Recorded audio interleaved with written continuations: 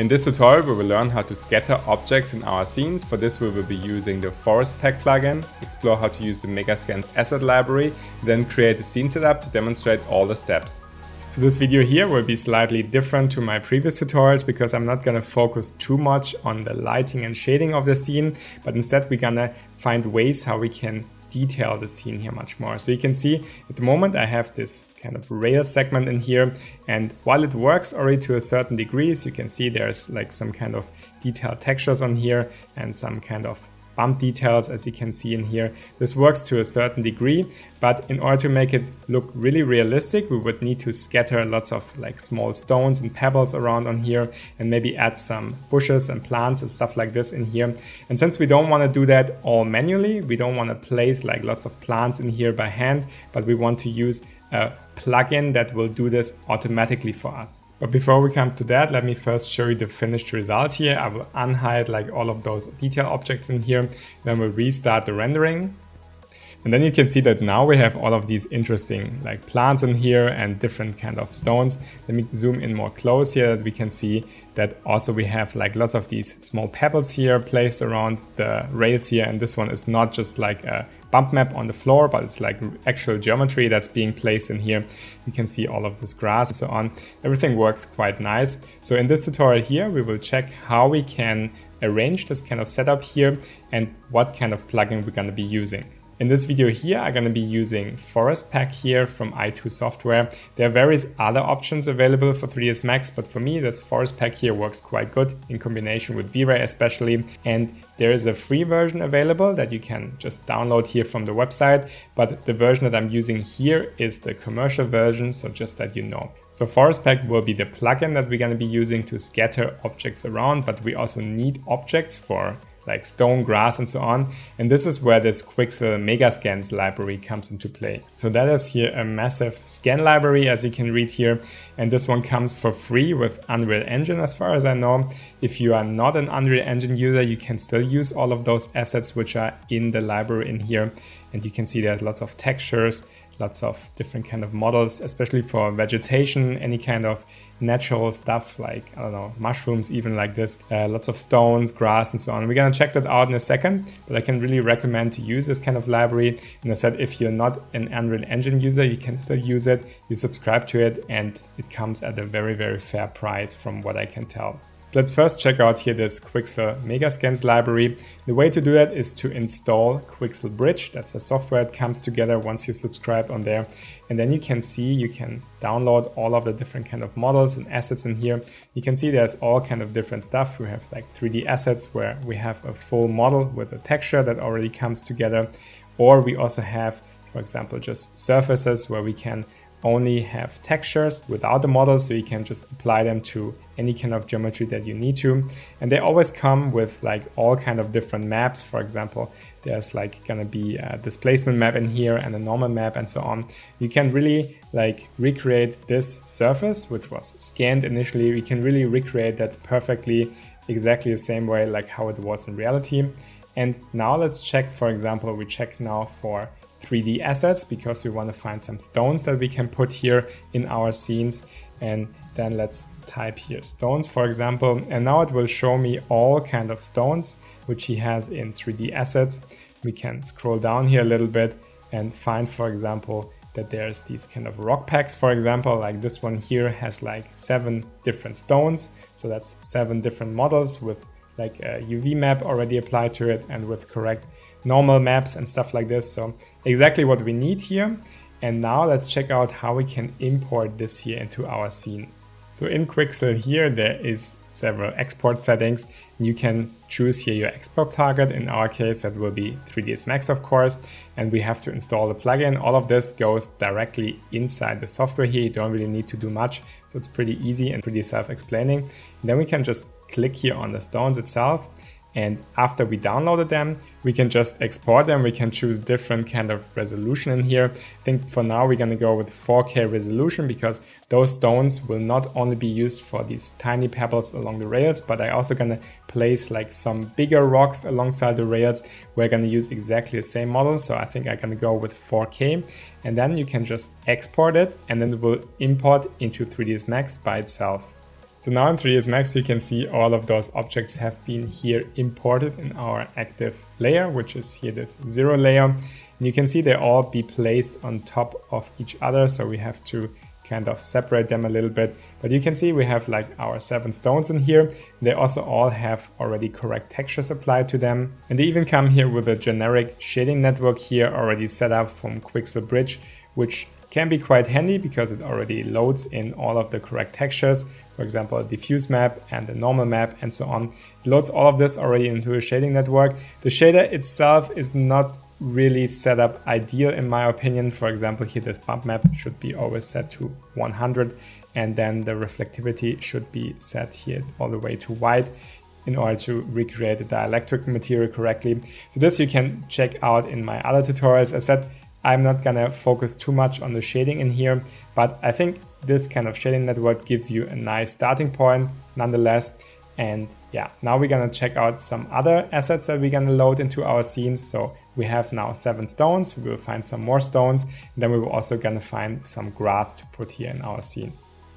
And they even come with a pre-made Vray shader already applied to them, which can be quite handy because it loads in all of the correct textures here at all the correct places.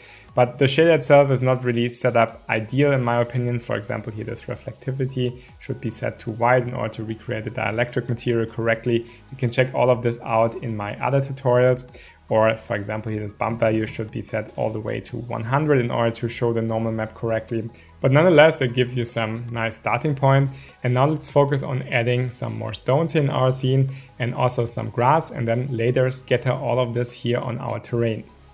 So back in Quixel Bridge, I found this other additional rock pack in here, which has a little bit of more like sharp rocks inside. And then we will load this into our scene in here. And then we also want some 3D plants. In our case, we want to have some grass, for example. So let's just check out what kind of grass they have in here. Let's find something that works good in our case. For example, like this kind of grass here, just click it and then also export it here into our scene. So now back to 3ds Max, I placed all of those objects here now in this arrangement, and I just tested the shader to just check that everything here is working correctly. And as you can see, I think it kind of does. Even we go kind of close up, I think, for example, especially these kind of grass assets here, they work really, really good, even though it's pretty low poly geometry and most of the stuff is just done by opacity maps and so on. And I tend to, as said, kind of simplify the shader because much stuff that comes with it, like ambient occlusion maps and so on, you don't really need to use that in V-Ray because this stuff was meant to be used in game engines where much of the stuff has to be baked in order to not make the game engine calculate too many things. So in V-Ray that's not really necessary. We can just let V-Ray do all of those calculations. So it's fine to just totally simplify the shader. And yeah, they should work pretty nice. So now we have all of these assets here placed in the scene. Now we can use them to scatter them on our terrain geometry. And that's what we're gonna do now in the next step. So now we finally come to the part where we use Forest Pack, the plugin, in order to scatter these objects here on our terrain. And we're gonna generate 3 Forest Pack objects. One will be to scatter these kind of very small pebbles here along the rails. The next one will be to generate some bigger stones here alongside the rails here, but not too close towards the rails. And then the last Forest Pack object will be to scatter these kind of grasses here also along these slopes, and then they kind of trail off towards here. So those are the 3 Forest Pack objects we will generate. Now let's start with the small pebbles first. So now we're going to create here our first Forest Pack object by just clicking here in the toolbar on this button.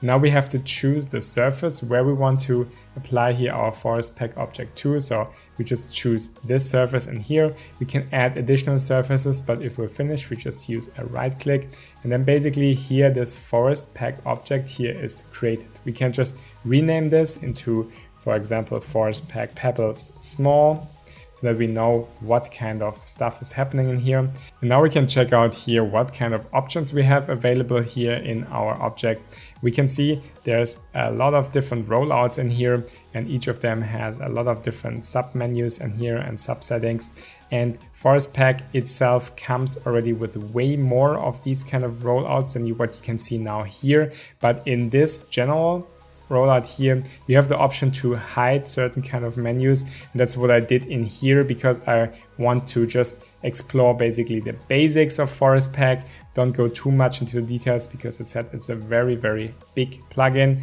with lots of different options. So in this option here, you can just kind of simplify your whole menu.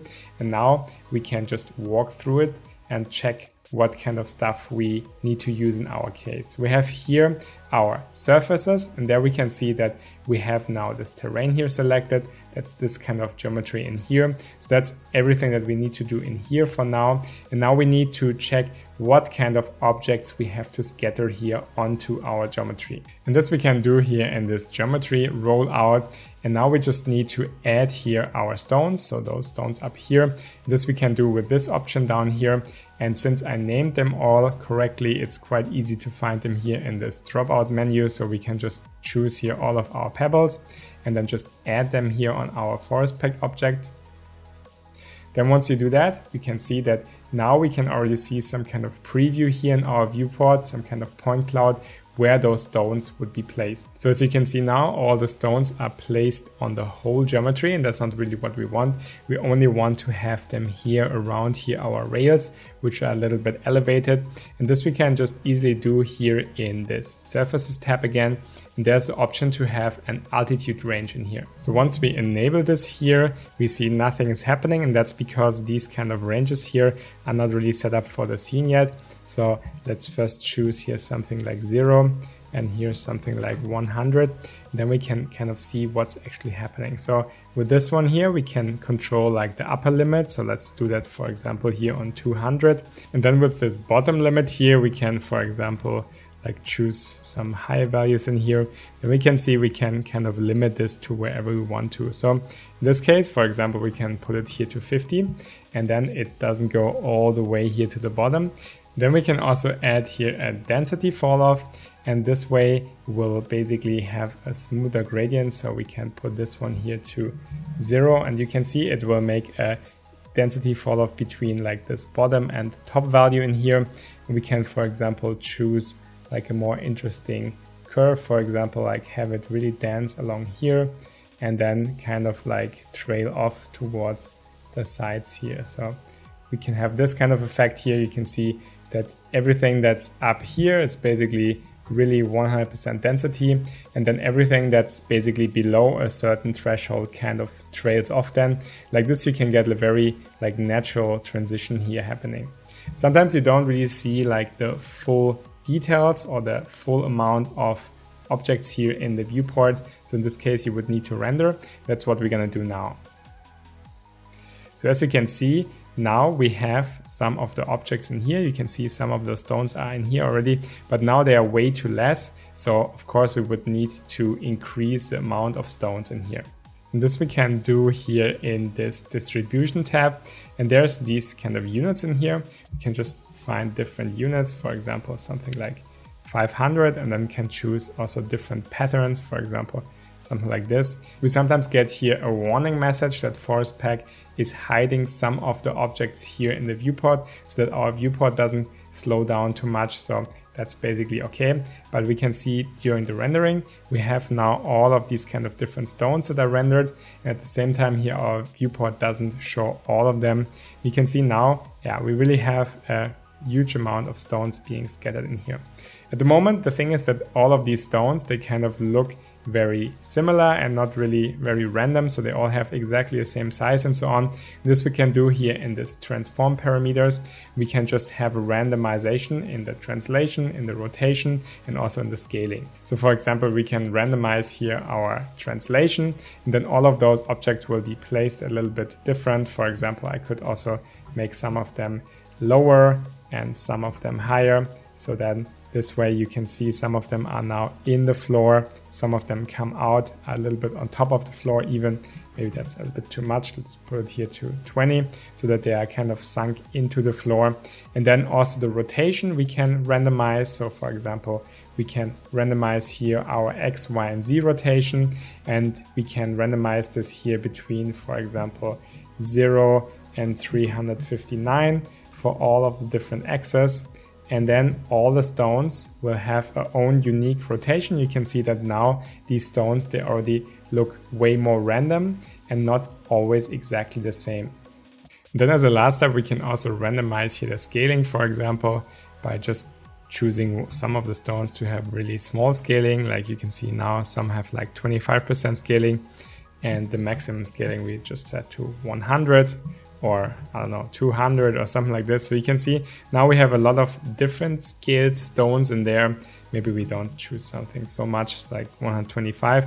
Now we can see we have like these kind of small pebbles here, which kind of look kind of organic, how they are spread along this surface here. So that's of course only the first step. So we will need to add like more kind of stones here, like some bigger stones here on the slopes, and then also of course some grass, but this is already a quite nice first step. Now let's check how we can add these kind of bigger stones here on the side. So now for that, we just gonna stop here our rendering, and then we just duplicate our small pebbles, and then we just rename it here to pebbles big. And then we hide here our small pebbles. So now we have exactly the same like the small pebbles, but we will first like disable here all of these kind of rotation things in here, and then go back here to our surfacing tab, and then remove this density fall off limit, and then put this bottom here to 0, and then the top part here to 165, so that basically now those pebbles would be only placed along those parts in here. Additionally, we can choose here a slope range where we're gonna place these kind of stones in here. And let's choose, for example, a minimum value of 90 and a maximum value here of 15. And then we will see that these stones will now only be placed here around like these kind of steep slopes here on the side. Now I think we just have way too many stones in here. So let's go to the distribution tab in here, and then let's just find a different distribution pattern, for example, like this one, and then just also spread it out way more, for example, something like this. Now we can see we have way less stones, and that's exactly what we need, because now we need to make all of the stones here much bigger. But first, let's start here a new rendering so that we can see what we're doing. At the moment, we only have like these kind of very small stones here along the side, because we didn't adjust the scaling yet. You can see just very few stones in here, but now we can just choose, for example, here minimum scaling of 250, and I also need to enable this one in here, and then the maximum scaling of 1000, for example. Now we can see we have very, very big stones in here, but the problem is that they look not really kind of random. So this we can do with this kind of probability curve. I will show you the curve first that I did. So we will see that if I enable this, we have only very few big ones, and then more smaller ones, and then almost none in this area here, and then suddenly there's a spike of the bigger stones. So once I enable this one in here, you will see that we have a lot of small stones in here, but then as said, like very few of the bigger stones. But if you check closely, the problem is that some of the stones here are intersecting, and that we can easily fix here in this distribution tab in here. There's the option to have collisions, and once I enabled it, then basically I can choose different kind of radiuses in here for each stone, so it will make sure that they are not like colliding with each other. We can choose a different kind of radius in here, for example something like 75, and then we can make sure that these stones are not really intersecting with each other. Also now here in the transform tab, we can enable here our translation randomizations again. And then we could also randomize here our rotation. Now this rotation in X and Y axis is too much, so we will choose here between -45 and 45, and then the rotation is not so crazy. And now I think it looks kind of random. So now we can basically show here our small pebbles together. Now you can see that I think they are working quite well. We have like these kind of stones in here, which kind of like are here a lot along the rails, and then we have like these kind of stones here along the side. And now we only need to place like these kind of grasses in here to make the whole thing here finished. So for the grass, I think instead of just recreating everything from scratch, I just show you the finished forest pack object and then explain you what I kind of did in here. So you can see that we have like this kind of effect that we have like bigger grass towards here and then kind of smaller grass towards here, and also gets a little bit more sparse in here. And this is done here again with this altitude range. So I just limited the grass here to this kind of altitude. And then I have here a density fall off that just looks like this, and then a scale fall off that just looks like this. And you can see here in the viewport what both of them are doing basically. So the density fall off just makes them like more sparse here along the lower areas, and then the scale fall off basically enhances this effect by just scaling them also additionally down. Other than that, I think here in the distribution tab, I just choose like this, a very sparse pattern in here, and choose the units according like this. And then that's basically it. I think I just have some randomizations in here, of course, again, like translation randomizations, some rotation randomizations, of course, and then also some scaling randomization. Yeah, and that's pretty much it. So now we can just unhide here all of our other forest pack objects and then just render the whole thing to see how everything looks like in combination. And yeah, I hope you enjoyed this tutorial. I hope you got something out of it. If you want to support me, you can find all of these files here on my Patreon. You can also find additional bonus videos and everything on my Patreon. So join that if that has any additional value for you. Yeah, and other than that, see you in the next tutorial and take care. Bye bye.